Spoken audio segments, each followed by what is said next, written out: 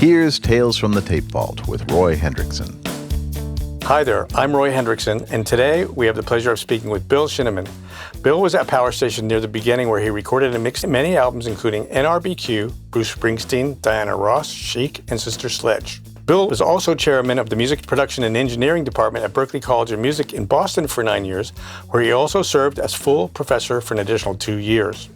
Bill, thanks for taking the time to talk to us today. You're welcome. I've been looking forward to this for a long time, Roy. Let's start at the beginning. I've always wanted to know how people found out about Powerstation in the early days. Was there a buzz about it? Were people talking about it? There were rumblings about it. I think I told you yesterday, I was working for Eddie Kramer, and he went to Spain for the summer and said, you should get a job at a New York studio, so go around to a bunch of them and pick the one you want to work at, and I'll get you a job there.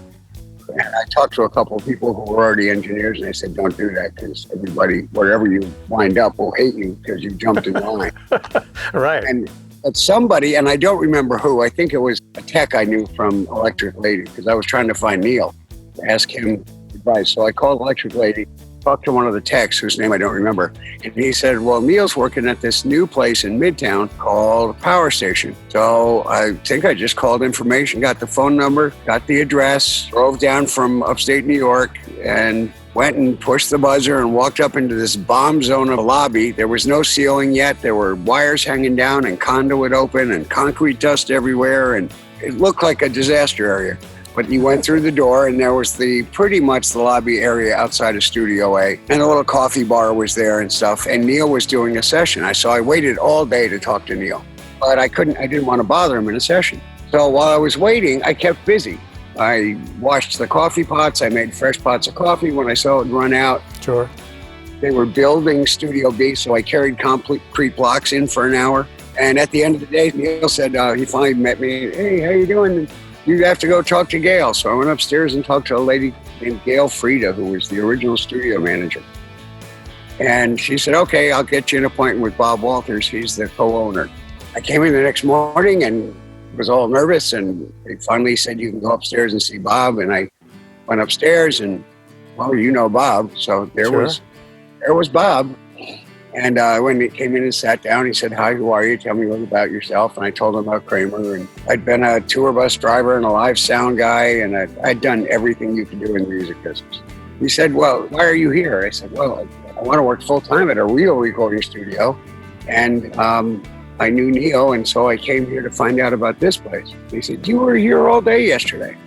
I hate it when people hang around my studio when they aren't, working here. So it never occurred to me all day that my partner Tony hadn't already hired yet, and we'd finally gotten a good guy. Because every time he saw me, I was working for the studio, even though I didn't work there yet.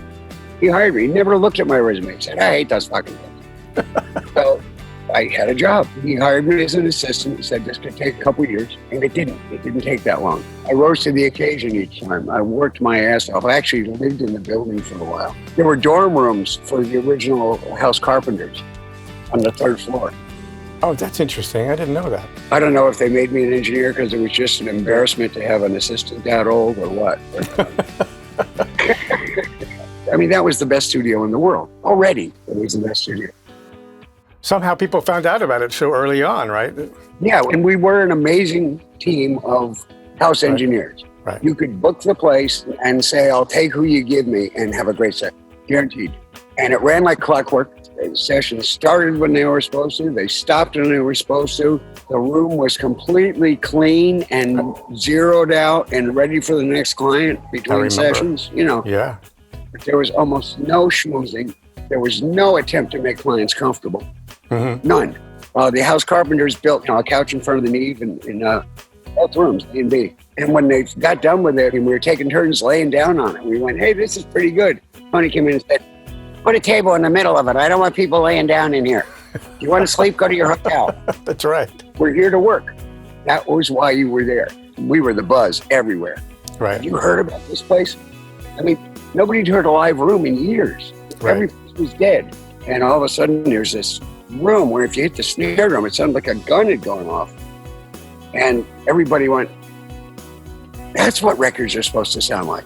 And everybody else had to catch up. We were the guys all of a sudden. Yeah. So when did you start working with Nyle and Bernard?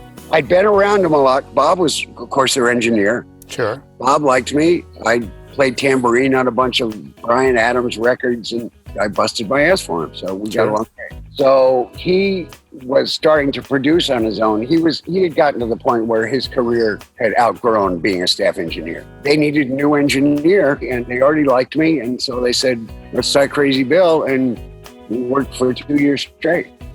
2 years. Wow. Amazing. Yep. It was great fun. Is that when we start to go freelance about that time?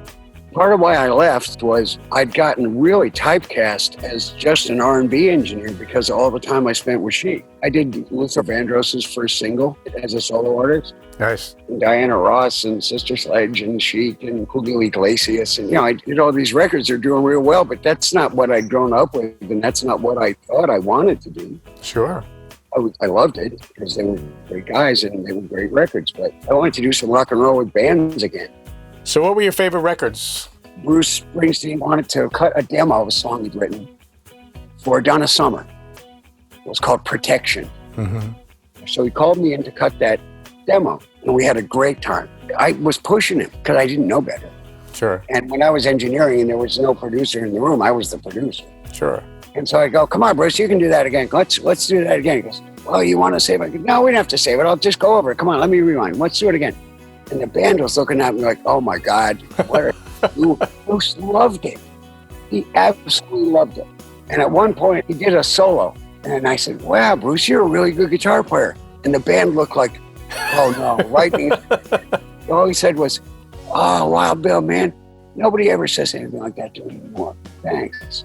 That's awesome. So I'm mixing Protection because it's got to be FedExed. Sure. Right at night. And it's already like 11 o'clock at night. And he comes in, he goes, hey, Bill, Wild Bill, you got another one in you? He said, I wrote another song while I was killing time. So we cut Cover Me. Really? Wow. So that's one of my favorite songs. That's so great. Wow, that's awesome. That's a great record. And 2 years later, when they were putting together Born in the USA, or a year and a half later, whatever it was, I had left the studio. I had just gone independent, struggling. And Bruce, when they were starting to figure out what the final content of the LP would be in the CD, he said, where's that thing Wild Bill did? I want to put that on there. He did 3 takes, and I said, okay, just give me 15 minutes and you can hear this back. He said, what are you talking about? I said, I'm gonna cut those takes together. The first take was the best except for the bridge, and the bridge is great on the second take. So let me put those together and you can hear it back. He goes, oh, you're gonna do a rough mix? I said, no, I'm gonna cut the multi-track. He goes, you can cut the fat tape? And I said, yeah, Bruce, I do it all the time. He goes, guys, you got to come in. Bill's cutting the fat tape. And I was really fasted. I literally had been tape editing since I was 11 years old. I played it back for him. He goes, well, Bill, you beat my nemesis. You whipped my nemesis. You're the nem whipper. Nobody had ever done that for him. Looking at my life, looking at the span of my years, I'm the luckiest guy in the world. How could I have had a better life? I never had a job I didn't love going to. Not that many people are that lucky, you know. No, of course not. There's people with more money than me. There's people with lots of bigger houses, and they still have their wives and lots of things. I got to do my favorite thing my whole life. Sure. I'd like to thank you for spending all this time, you know. It's been my pleasure, Roy. And you and I share one of the best times of my life. And you're always filed in that folder. Thanks, man. You as well. Great times. All right.